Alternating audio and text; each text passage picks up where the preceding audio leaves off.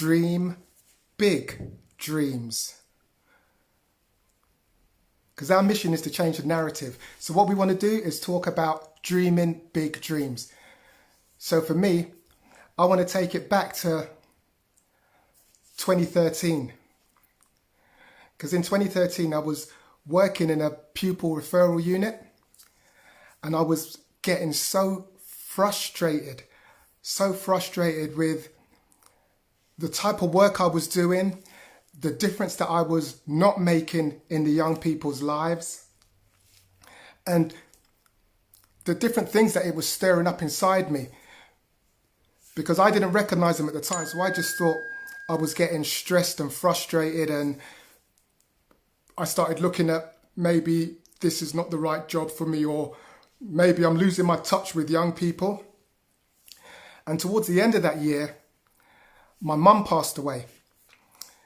And it brought a real halt to everything that I was doing. And it was, she passed away in December of 2013. And it was January of 2014, I just put everything on pause. I left the job that I was in because I realized, you know what? Life's too short. Now I want to do things that resonate with who I am. And I've always been a dreamer. And I've always been a big dreamer. But I haven't always had the confidence to pursue those dreams. Because how many know about limiting beliefs and the fact that a limiting belief is something that restricts us? And what my limiting beliefs were doing, they were restricting me from stepping out and being the person who I was made to be. So what I began doing, I began just to write, because my background was in music. I was a rapper in a group in the 1980s, and we had some real good success. So I always enjoyed writing and putting things across. So I began to write. I started to write a fiction book. And as I wrote this book, I think I wrote 100,000 words, something that's never been published. Is just sitting down. And what I realized after the fact was that me writing those 100,000 words and writing that book wasn't for me to become an author. What it was doing, I was letting go of all of the frustrations that I'd previously had, all of the pain that I'd previously had, all of the trudging through the mud of doing works that was not compatible to my core, to my real heart. You know what I mean? I was doing work that never resonated in my heart. And I was letting all that go. So it was like a cleansing. Writing that first 100,000 words, it was cleansing. And after I'd finished it, my wife said, you know what, try and do something with it. So I sent it off to a couple of literary agents, and I got no response. I got rejection after rejection after rejection after rejection after rejection. And the funniest thing was, those same limiting beliefs that nearly tripped me up in the beginning from starting to write the book reared their ugly heads again. And I could name them. The fear of failure. He popped up and started giving me that old wink and nudge, nudge, wink, wink. I told you so. And that the one of lack of confidence, self-confidence, he put his head up and said, you know what, you should have stayed where you were safe. You should have stayed in that safe place. Why are you putting your head above to be shot at? And those different things were rearing up their heads. And I realized that in the past, when I was doing music, I made my vision louder than the limiting beliefs. And I hadn't done that yet with writing. So I just thought to myself, okay, what I'm going to do, I'm going to write about my journey in music, because no one's really done a story about how the hip hop movement started in the UK. But I also wanted it to be a coaching book, because at that time I was reading the Covey books, I was reading Napoleon Hill, I was reading books so that I could learn and I could grow. So I was all about self-development books. So I thought to myself, I don't want to just write my story, a memoir. I want to write a memoir that's a self-help book. So I thought to myself, the first thing I need to do, I need to look at my self-limiting beliefs. Look at the script that had been written. Those times when teachers says that you weren't really that good at English, or you weren't good, or the times I was in jobs and people were really just putting me down so that they could control me, so that I would have no self-worth and self-belief. And I began to look at those things and I began to quieten them. I began to quieten the negative voices. Some I don't know how I did. I think some of them are quietened by actually just starting to write. And as I started to write, I started to get into what I was writing. And I thought to myself, you know what I'm going to start doing? I'm going to start reading, how do books look? So I started to read about how books, the presentation of a book. I started to look at the type of English used in a book and the way that readers experience a book, so that I could write something that people could have a good time reading and also be informative and look professional. So I began to become a learner. One of my favorite things was a quote that really helped me overcome limiting beliefs, was a quote by Edmund Hillary. He was one of those men who climbed Mount Everest, and he was given a lecture at Oxford University. And he turned around and looked while he was giving his lecture, and turned around because they had an image of Mount Everest on the screen behind him, because he was talking about the mountain he wanted to climb. And he turned around mid-flow of a sentence and started shaking his fist at the picture. And he said, "Mountain, you've grown as far as you're going to grow, but I'm still growing." And that encouraged me, because what I realized, I'm still growing. So those things that had limited me in the past, if I keep growing, if I keep learning, if I keep applying the principles of success to my own life, I'm eventually going to outgrow those fears, those limiting beliefs and the obstacles that I'd faced. Because I realized that we're only born with two fears: the fear of loud noises and the fear of falling. Every other fear was learnt. So every other fear that I was using to restrict me from chasing my dream was something that I'd learned along the way. So I felt like Neo in the Matrix. I needed to unplug myself from what I had been and begin to be something new, be my real me, be my real self, and begin to think real and true thoughts. That, you know what, I can write a book because there's a book in all of us. And I can use English because I use English every day. And you know what? People understand me. I can say the odd slang word and mumble a bit, but you know what? People generally understand what I say. So I began to speak positive words into my being. And the effect that that had on me was, like the law of attraction, it began to bring into my life people that were positive and would speak positive about the things that I was doing. Because I think there's a saying that what you give out electrically comes back magnetically. And that's all about the energy we give out. So I began to give out positive energy, confidence, an assurance about what I was doing. And what started to come back was I was getting that back, that people were confident about what I was doing and they were assured about what I was doing. And that helped break the limiting beliefs that I was facing and I was struggling with. So I began to write and I began to get momentum in my writing. And I was writing all the time thinking, this was just a dream. Even when I was a kid reading Enid Blyton, The Famous Five, and Conan Doyle and The Hobbit, this was just a dream that I would ever write a book myself. I was writing and writing. I was filling it with quotes. I was even putting rhymes in it because I wanted it to be unique and to be me, because we're all unique and we all got our own individual story to tell. So I kept on writing. And what I realized was, as a person, I was not the same as when I started writing and when I started the first page. So what I did, I stopped and I went back to the beginning and I changed the name of the book to Finding the Music Inside. And that was 2016. And I began to write it using my journey through music about finding the very thing that I was made to do and built to do. And for me, my music is about making a difference in people's lives. That's why our mission is to change the narrative so that people can live the lives they've always been capable of living and dreamed of living.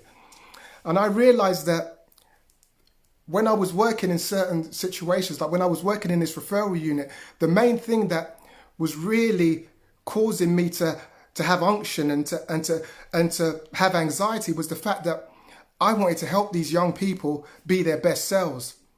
But I was within a system that couldn't allow for that, because the system was built really just so that these young people could get through school, regardless of whether they had good grades or not. It was really just to get them through, just to tick another box. And I realized that was going against my core values and my core beliefs. And in turn, what that was doing, that was attacking my mental health. And not only attacking my mental health, it was attacking my immune system, because I was doing something that went totally against my values and my principles. And once I came out and I started to do something that was more my music inside, my immune system got strong. I began to feel good about myself. I began to have a smile more, because smile is medicine. Having a smile to me is like medicine. It doesn't cost me anything. It only takes 12 muscles to do it. So for me, it was like, whoa, I'm happy now. I'm excited. I began to get excited, and I began to picture and see it. I began to have a vision of writing that book, going out and speaking to people about the book, about the journey of the book, and about them finding their music inside and doing that thing that would give more meaning to their lives. And I began to see it. And I love quotes, and two quotes that I began to resonate with me was, if you don't know where you're going, any road will take you there. So I began to know where I was going. The vision was like my GPS. It was then giving me, okay, I need to do this. I need to do that. I need to read this book if I want to be able to do that. I need to learn about this if I want to do that. You know what I mean? And I always used to say to young people, if you aim at nothing, you're going to hit it every time. But now I was applying what I'd been saying for a long time, because I weren't applying it. I was saying it, but not applying it. I was trying to encourage them with something that I'd never processed in my own life, but now I was processing it. And now I can say it to a young person from a place of experience. So I began to write, and everything was going really good, really, really going well. There was flowing. I got the amount of chapters I want. I got the right amount of space in between the lines of the book, and I got the cover done, and everything was looking really good. And then came, I would say, one of the hardest moments and one of the biggest struggles that I had. I set up the Amazon self-publishing because I wanted to self-publish, because I wanted to have control of how the cover looked and even the line spacing. I wanted the line spacing to be bigger than normal line spacing, because sometimes I have a problem reading a book if the lines are so close together. It's not a relaxing read for me. So I made the line spacing double spacing so that it could be a relaxing and easy read. And the thing I found most hardest to do was press the publish button. Had everything in place, had the Amazon account set up, but I didn't press that button publish, because I still had one limiting belief to conquer. And that limiting belief was the self-confidence. Why would anyone want to hear my story? Why would anyone want to take any form of suggestion from me or anything like that? And that limiting belief began to be more powerful than everything I'd written and everything I'd gone through, because my slate had been marked and I hadn't erased that part from my slate yet. So it was always there. It was a fallback. It was almost like my default option inside, that just before I step, the default button gets pressed, and no, don't, self-preservation. You're only going to fail. And at first I was afraid. I was like, I don't want to fail. I'm afraid of failure. And then the more I read, because for me, reading was like smiling. Reading can be for me like a medicine. It gives me answers where I have none. And what I realized was that failure was necessary. In the lives of many of the great inventors, if they didn't fail, they wouldn't have come across the solution. So failing was a part of them finding the solution to what they were doing. So I made my own calculation and realized that failing is going to be the way that I fulfill my dream. Because if I don't fail, I'm not going to understand and have a definitive understanding and knowledge of what I'm doing. So I thought to myself, the only way for me to fulfill a dream would be if I face failure. But guess what? I still didn't press the button.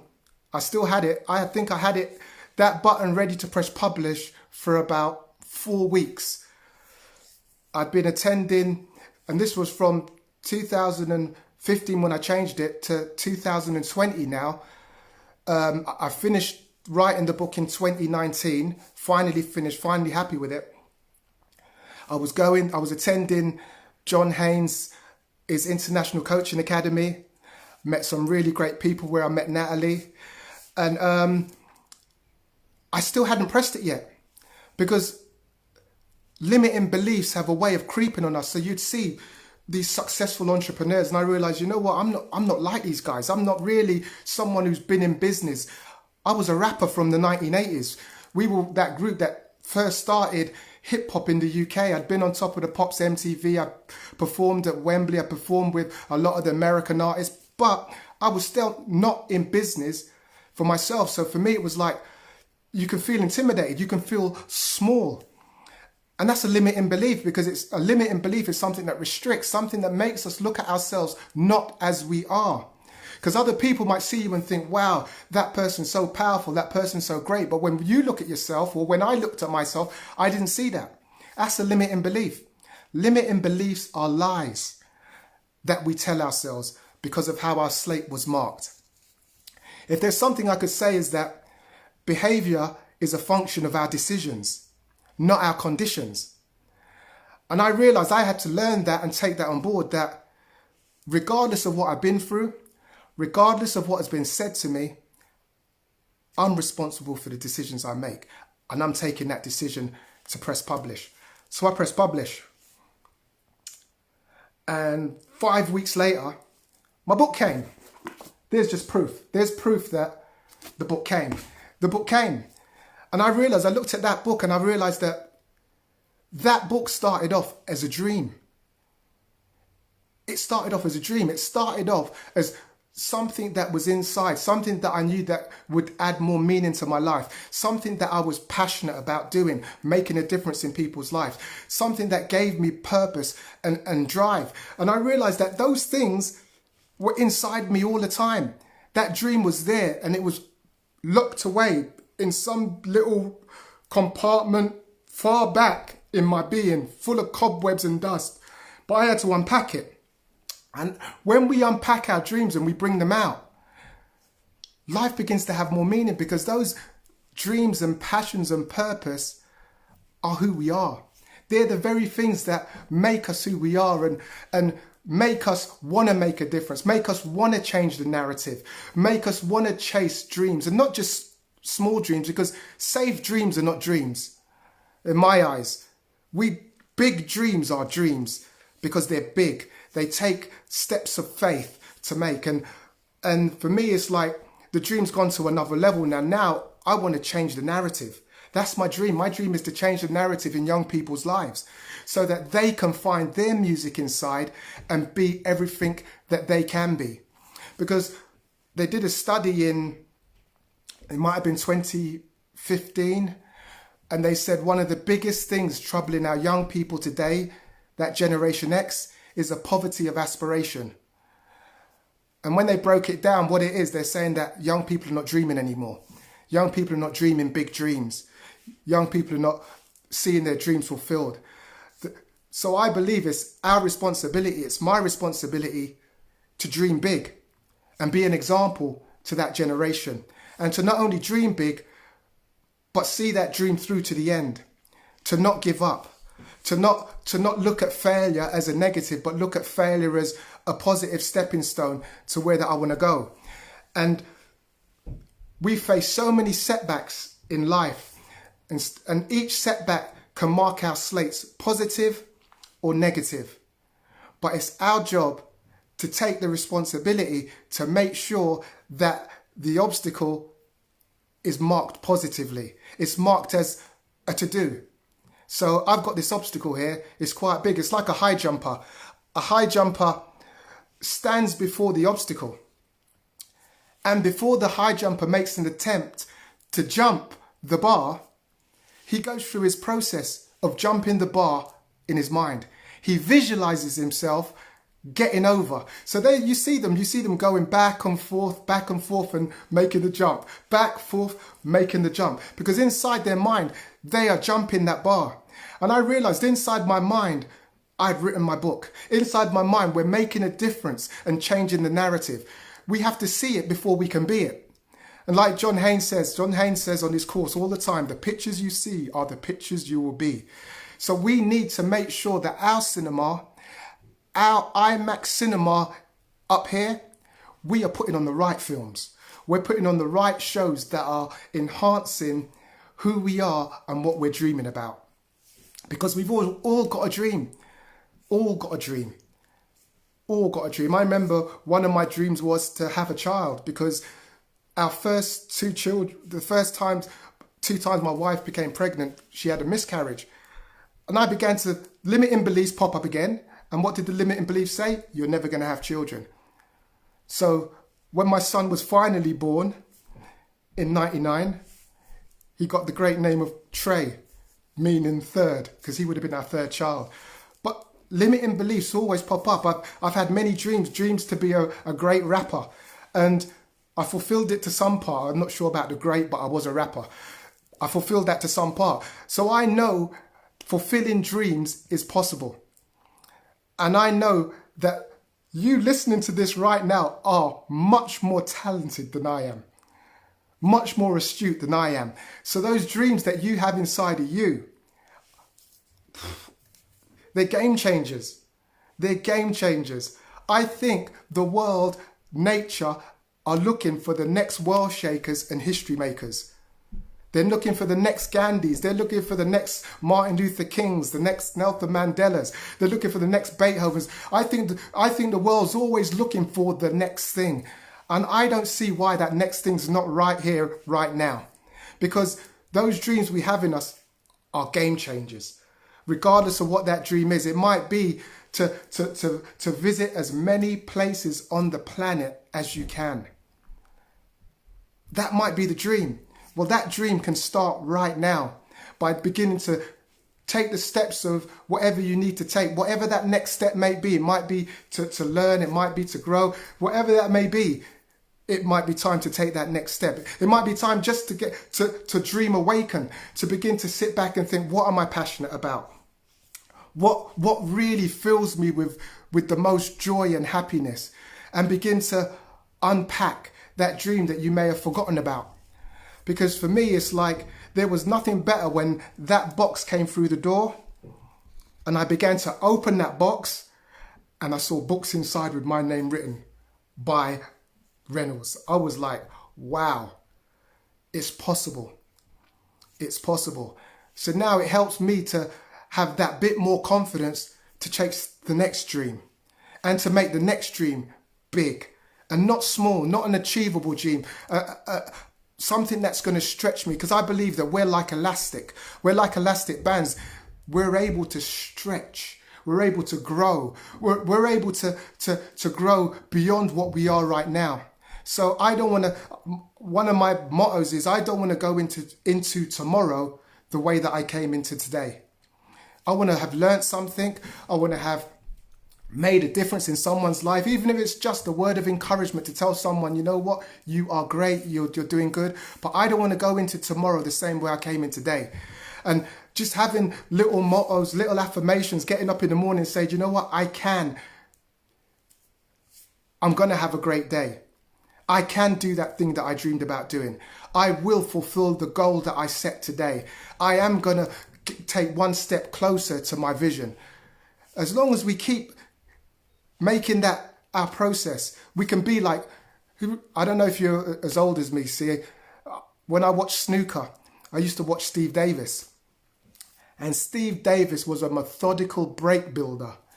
And what he would do, he would take one shot, but with that first shot, he would set himself up to take the next shot. And so forth. He would set himself up to take the next shot.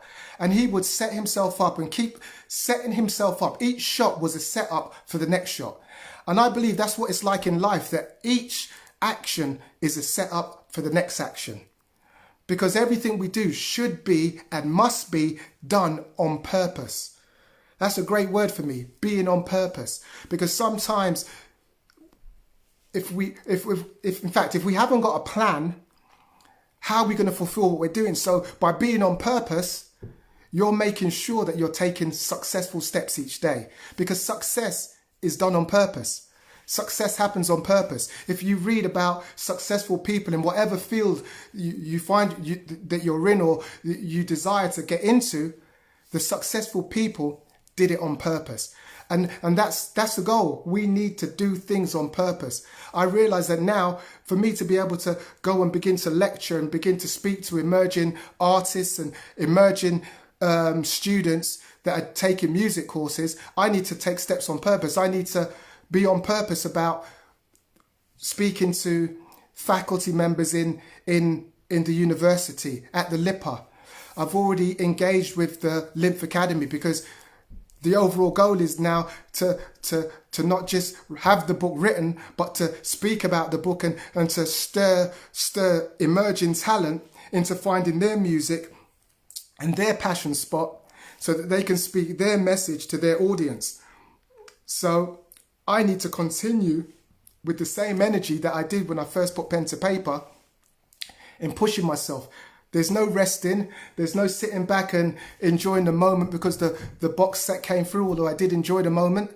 But then I still have to keep pushing, because I still have to make something visible that's not visible. And that's the same thing we do with our dreams. They're not visible, but we make them visible. We make our dreams visible. They come into reality. First was a dream of writing a book, and now it's visible. And that's the same with your dreams. They can become visible. And that's what it is about, for me, about changing the narrative. We can change the narrative. We can change the way that our scripts have been written. I don't know, we can't choose the houses that we're brought up in and raised in. We can't choose the things that people have said to us along the way. We can't choose what teachers have said to us. But what we can choose is how we respond to them and what we believe about ourselves. So for me, I just want to encourage you to change that narrative. Change that narrative and chase that dream, that big dream. Make sure it's huge. It's bigger than you. Make sure it takes faith to begin to even steer it and even speak about it. You're nervous to speak about that dream because it's that big. But then what's going to happen is you're going to have to grow. You're going to have to do some learning, some reading, maybe have to enroll in some online courses to be able to reach your potential. Because your potential is not stagnant. Our potential is not a line. It's something that's always moving higher and higher. We are people that have no ceiling. So wherever we choose to stop, we're choosing to stop, but we have no ceiling. We can keep learning and keep growing. We can develop new skills and have new understandings about things. So get that dream out, get that dream unpacked, get it unpacked, take it out, think about it. If I was to ask you this question right now, what things would bring more meaning to your life right now? What would add more meaning? Come on, think about it. What would add more meaning? See, one of the things that would add more meaning to my life would to see my children become everything they can be. And I have the power to help that happen. See, what are the things that you're passionate about? See, they're the very things that tell you what your music inside is. That thing that you was born to do. A talent that you may have pushed because of limiting beliefs, because the way that your slate had been marked. See, another way of looking at it is like the way our script was written. Because our script's written from when we're born. And if you watch movies, the actors have a role to play and a script written, and they have to follow that script. But we're not in the movie, so we don't have to follow the script. So if the script written to us has been frustration, and we get frustrated and we get things, we don't have to follow that script. we can choose to make the change. We can choose to say, you know what? I'm going to go after my dreams. I'm going to put things in place so that I can begin to chase my dreams. Even if it means you have to do a 50-50, stay in the work that you're in and begin to then get that dream bubbling. So that at some point, the dream outweighs what you're doing. And then you're flowing in your passion spot 100%. How great would it be to be in the job that you love, the work that you love? How great would that be for your mental health and for your well-being? Because for me, it's like polar opposites. Being in something I don't like doing detracts from me, and doing something that I love doing, it adds to me, it invigorates me, it gets me excited. I start waffling. Whoa, you can't shut me up. I suppose you can probably tell that right now. But I tell you something, doing something you love for your health, especially in times like this of the lockdown, it can give us an opportunity to reflect and begin to flow into those areas. If you want to build up resilience and your immune system, do what you love. Do what you love, because it all affects us. It all helps with the energy that we give out. And just always remember, the frequency that you give out is what you're going to attract. So begin to tell people, this is my dream. This is what I believe I'm going to be, I'm going to do. Speak it out. Let that energy go out into the ether. Let that energy go out and let people hear that, because the people that are on that wavelength are the ones that are going to come back at you. The ones that are going to applaud you and cheer you along the way. Because we all need people to cheer us along the way and encourage us. And I want you to understand and know that that's what we're here for on Mission to Change the Narrative. We want to cheer you along the way as your narrative is changed from negative to positive, from growth to growth to growth, from dream to bigger dream to bigger dream to bigger dream. Because it's all about changing whatever narrative we have had. And it's all about being everything that we are capable of being. I don't know if anyone's got any thoughts on that. It'd be really great for you guys to leave some comments. And we're hoping to do this on a regular basis, to really just encourage and input all that we can. And I know that there's some of you that are listening right now who have great stories to tell about overcoming, who have great stories to tell about dealing with fear, dealing with lack of confidence, dealing with anxiety. And you know what? That's all part of the mission to change the narrative. Because I wish I had someone on a podcast or live stream that I had watched when I was facing those fears. There's a lot more today, but you know what? We have a responsibility to each other, to help each other get through not just this times, but to get through life, and so that they can look back with no regret. So let's hope, and let's make a decision to be on purpose and dream big dreams. I hope you guys enjoyed watching, and just remember, man, it's our mission to change the narrative. Peace, man.